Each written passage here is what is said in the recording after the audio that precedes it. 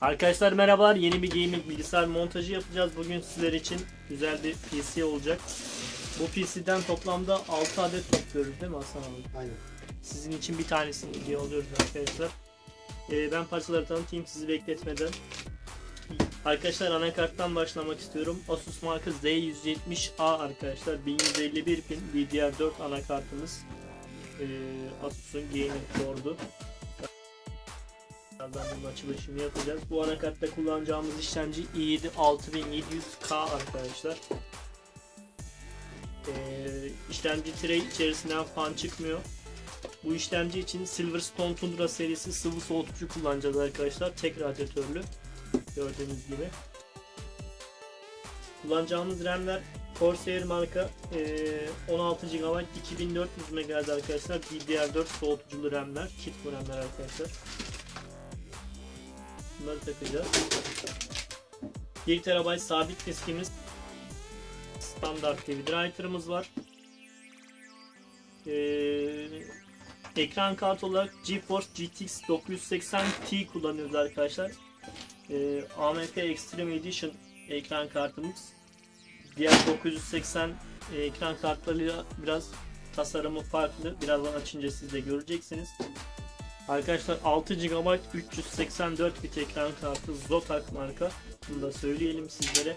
Bunun açılışını birazdan yapacağız. Ben parçaları birleştirip montaja geçmeden önce kasayı söyleyeyim değil mi Hasan abi? Kasa neydi? Colormaster Half 912 arkadaşlar kasamız.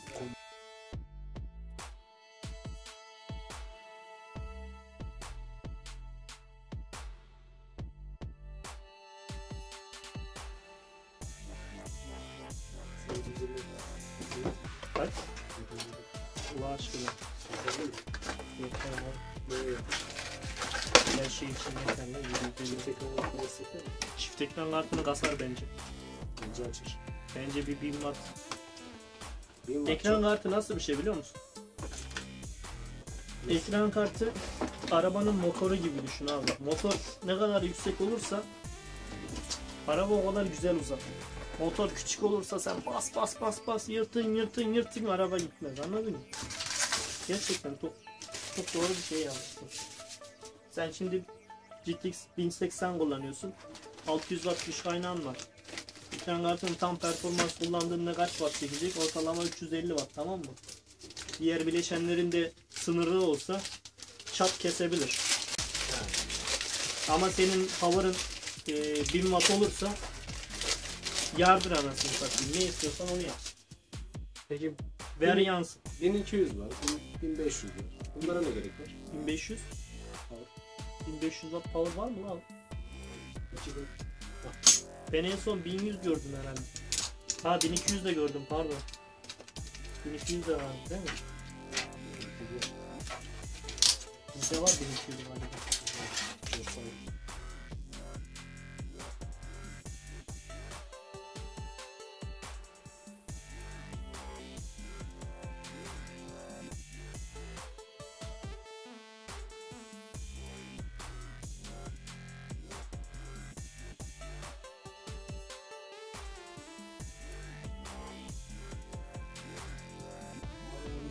Abi GTA 7'yi açmıyor. Oğlum GTA 7 yok ki zaten. Telefonla bakıyor. Çocuk manyak. FPS manyağı la çocuk. Abi GTA 5'te 300 FPS'i geçmiyor. Oha! GTA 5'te 300 FPS ne lan? İnternette izledim, adamlar 500 FPS yakalamış 960'la. Biz niye yakalayamıyoruz? Bozuk. Paramı verin.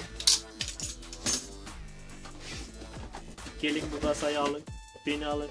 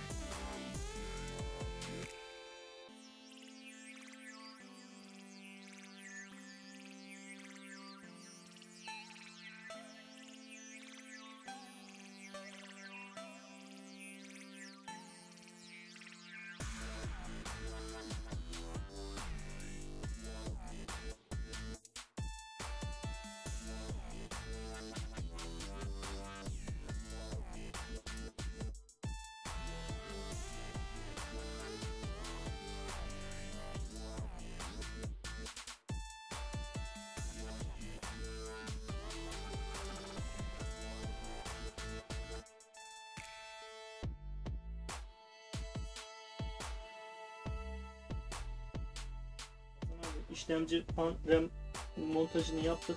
Ekran kartını açalım mı? Merak edenler olabilir. Ekran kartı çok güzel yani. Evet. Yani eski diyecekler ama müşteri bunu kendisi getirdi. Onu da belirtelim. Aynen arkadaşlar. Çizim yapıyor bu firma. Ayrıca oyun yazılımı yapan firma. Bilginiz olsun.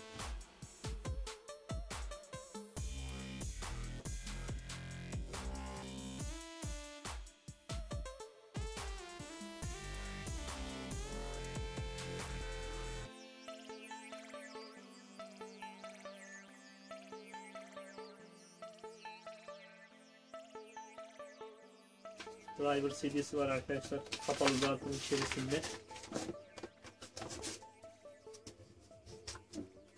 Arkadaşlar ekran kartı için harici güç kablosu çıkıyor. Çeviricisi de var. VGA DVI.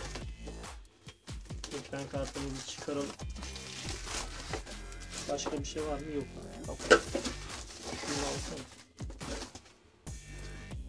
Arkadaşlar ekran kartını görüyorsunuz. GTX 980 Ti 6 GB 384 bit arkadaşlar. Zotac marka ekran kartı. Ekran kartı bayağı ağır arkadaşlar. Kalınlığı da normal ekran kartlarına göre biraz fazla. Aslında 1080 ile kıyaslamak lazım bundan sonra boyutu. 180'den kalın sanki ya. Geçen takmıştık hatırlarsın. Değil mi? Böyle yan yana koysak. 3 slot kaplar yani. Arkadaşlar 3 tane fanı var. Üzerinde plastik bir koruma yapılmış. Altında bakır soğutucu. Arka tarafta da yine bakır bir soğutucu var arkadaşlar. Taştı limit diyor. Yani zorla. çılgınca. Arkadaşlar 8000 2 tane güç girişi var. Bunları doldurmamız gerekecek görüntü almak için. Ekran kartı gördüğünüz gibi arkadaşlar. Şeyini almıştık.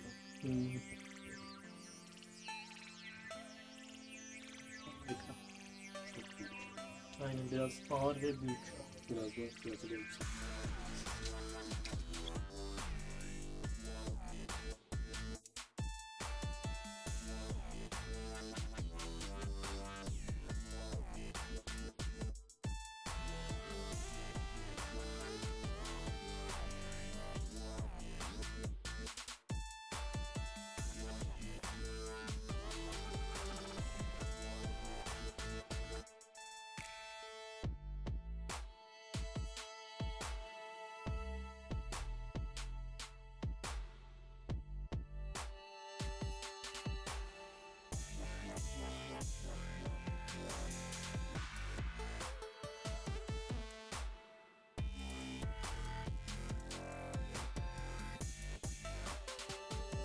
Silverstone hangi markanın yan ürünü veya kendisi bir ayrı marka mı?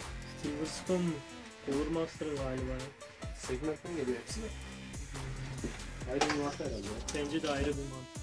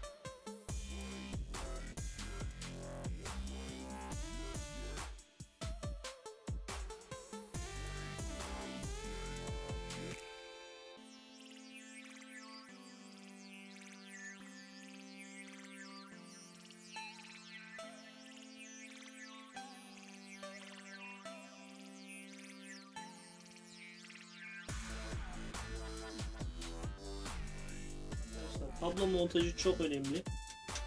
Gerçekten çok Diyorsun. önemli. Ben kablo montajı güzel olmayınca o kasa içime sinmiyor ya. Böyle hele yan tarafı pencereli kasalar var ya. Onlar da önemli tabii ki. Abi böyle yandan baktığın an, tamam mı? Kasanın içerisine bakacaksın, böyle oyun oynarken arada bir kendini motive etmek için benim kasam falan diye böyle Bunlar taktın yani. Çekin. aklım çekmesin. Ya tabii canım şey yani. İçi görünüyorsa kablo montajı muazzam olması lazım. Kesinlikle. Bunlara özen göstermek. Ya biraz da uğraşırsın. Vaktini alır. Ama güzel olur. Sonunda uğraşmazsın. Ya bir kere uğraşırsın, bir daha uğraşmazsın, anladınız mı? Klipsten ya da bu kablo bağlarından kaçınmayın. Atabildiğiniz kadar klips atın. İçinden çıkan ne kadar klips varsa hepsini sağa sola sallayın. Temiz.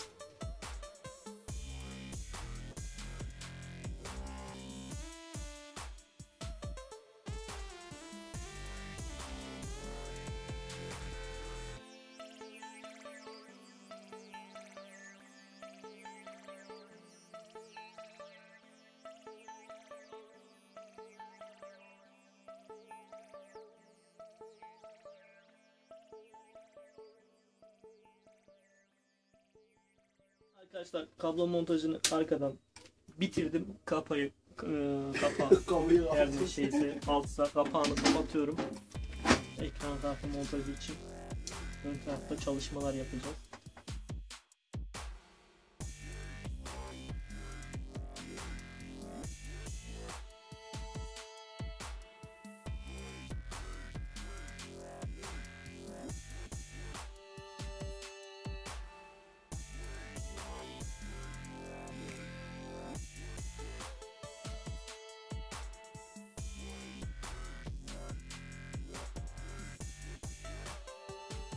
Arkadaşlar burada kasanın iç aparatı var.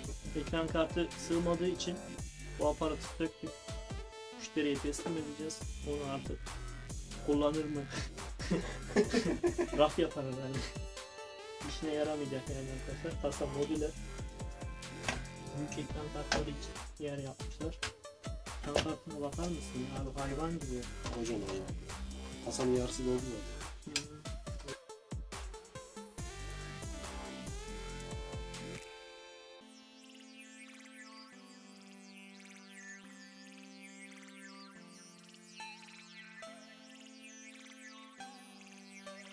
Arkadaşlar montajı bitirdik. Sizin için hemen testini yapıyoruz. Ekran kartı hayvan gibi bu arada, tabiri caizse.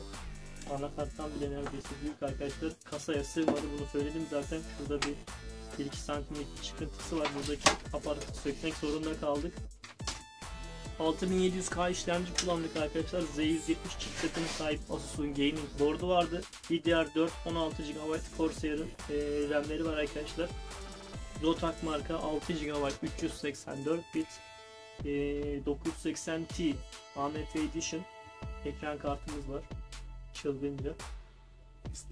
Extreme Edition arkadaşlar. 1 TB sabit diskimiz, standart DVD writer'ımız. Arkadaşlar müşteri büyük ihtimalle M2 SATA kullanacaktır ya da SSD. Zaten ekran kartını dışarıdan kendisi getirdi montaj için. Bizim elimizde olmadığı için.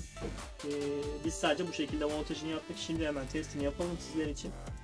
Şimdi adam diyecek ki böyle bir sistem almış ama bir SSD yok. M2 SATA yok. Vesaire.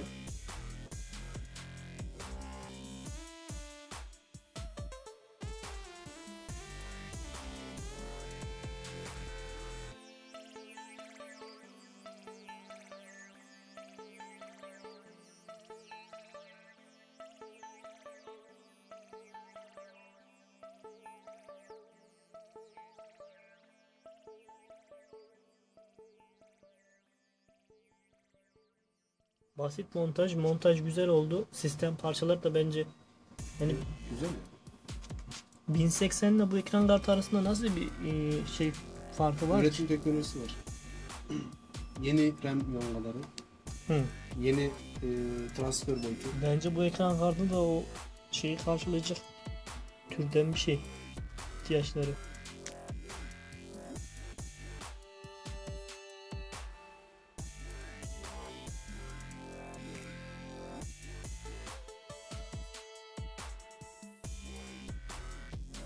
LED var, görüyor musun? Bu RGB mi değil mi? Bunlar beyaz lit ama büyük ihtimalle Bence- RGB'dir ya bu. Arkadaşlar montajı bitirdik. Gördüğünüz gibi şu an görüntüyü de aldık. Sistem özelliklerini burada da görüyoruz. 2 tane 16 GB RAM'imiz, 6700K işlemcimiz, DVD writer, hard diskimiz, ekran kartını burada gösteriyor. CPU'yu görüyoruz. Şu an herhangi bir problem yok.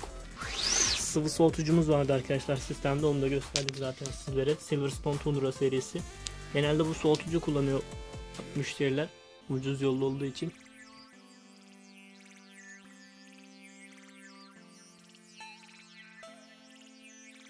Arkadaşlar Cooler Master kasa.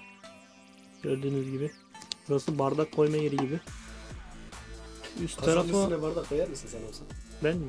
Koyarım oğlum. Oraya Biz, telefon koyulur, harici hard disk koyulur. biz eskiden DVD yerine koyuyorduk. O zamanlar O eski yok. CD pek şey olmuyordu.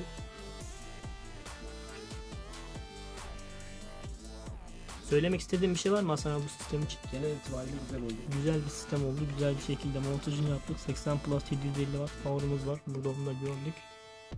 Yakalamadığım bir açı kalmadı galiba. Arkadaşlar videoyu burada sonlandırmak istiyorum. Videoyu beğenip yorum atmayı unutmayın. Yeni videolarda görüşmek üzere. Hoşçakalın.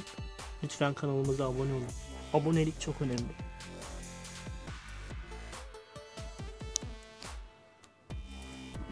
Yalnız soğutma sistemi muazzam ya. Aynen, bu fanların ben çalışacağını düşünmüyorum zaten. Bence de çalışsa. Gerek kalmayacak. Çalışsa dahi yani zaten 2-3 saniyede soğur.